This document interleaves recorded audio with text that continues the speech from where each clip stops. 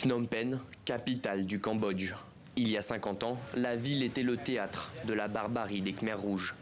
Parmi les lieux empreints d'histoire, il y a la prison S21.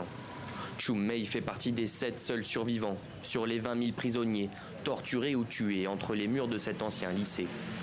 Il se souviendra à jamais des longues heures d'interrogatoire et de la violence de l'impitoyable bourreau Touch.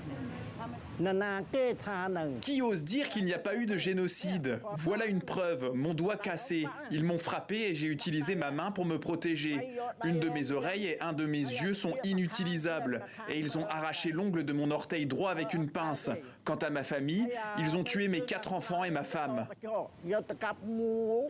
S'il insiste autant sur la reconnaissance du génocide, c'est parce que récemment, une loi interdisant la négation des crimes commis par les Khmers rouges est entrée en vigueur. Cette volonté de renforcer l'arsenal juridique a été accueillie favorablement par une majorité de Cambodgiens, devoir de mémoire oblige.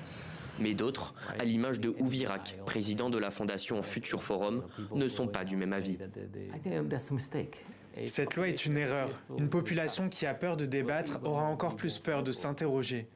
Parce que vous voulez qu'elle s'interroge, qu'elle soit sceptique, pour donner l'opportunité aux universitaires, aux historiens, aux politiciens, aux dirigeants de répondre au scepticisme et aux interrogations. À l'origine du texte de loi, Hun Sen, l'ex-premier ministre. C'est lui qui a piloté 40 ans durant la politique mémorielle envers les Khmers rouges. Acteur de la libération de Phnom Penh en 1979, il veut être reconnu comme celui qui a mis fin à la guerre civile. Mais pour certains experts, cette loi ne changera rien au devoir de mémoire du peuple cambodgien. Les faits sont là.